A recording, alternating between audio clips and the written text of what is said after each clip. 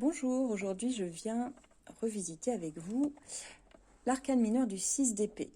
Alors un 6 d'épée, qu'est-ce qu'on nous dit? Qu'est-ce qu'on voit sur cette carte? Eh bien déjà on voit des barques, on voit des épées dans ces barques, on voit toujours ces oiseaux noirs, ces corbeaux sur celle de gauche. Sur celle de droite on a une petite grenouille en bas là, qui nous accompagne dans les roseaux, cachée dans les roseaux. Et on a une femme qui a l'air... Alors, moi je dirais qu'elle s'éloigne, hein, qu'elle quitte quelque chose, hein. Il y en a une qui a l'air un petit peu dans la tempête, là.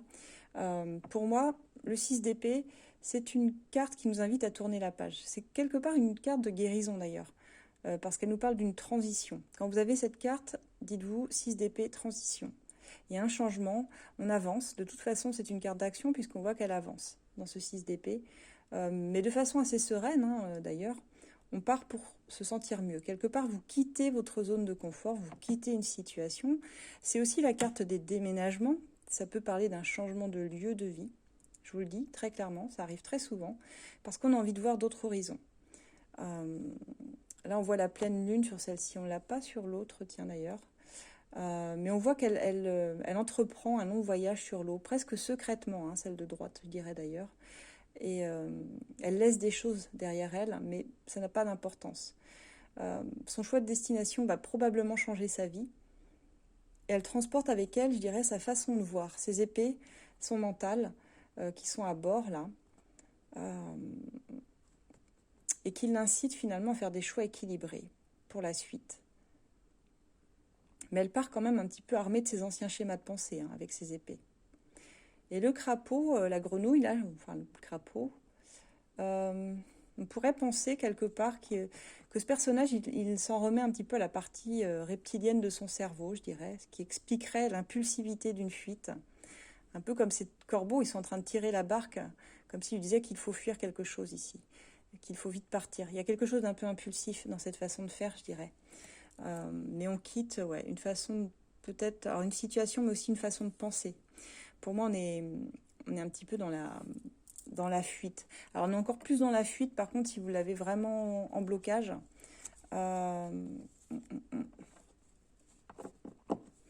quand on l'a en blocage, on cherche à fuir précipitamment quelque chose. Mais attention, parce qu'en blocage, ça veut dire que ça donnera peut-être rien d'autre que de s'extraire de la situation qui nous préoccupe, mais pas réellement la solution.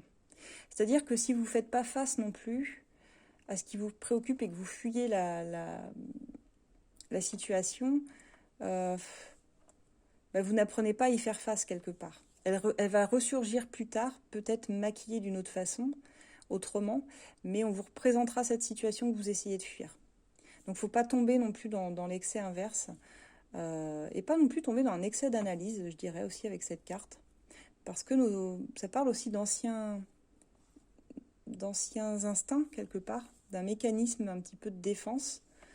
Il y a parfois dans notre instinct qui nous dit il faut fuir, il faut partir, parce qu'on sent une situation dangereuse où la meilleure option parfois consiste à fuir. Donc il faut vraiment bien comprendre cette carte, que parfois fuir ok, mais il faut réfléchir le pourquoi. Pourquoi la fuite? Pourquoi on est tenté de partir précipitamment? Donc voilà pour ce 6 d'épée. On va aller voir maintenant ce que nous dit le 7 d'épée. Elle est pas mal, hein, le 7 d'épée, je vous promets, c'est pas mal aussi.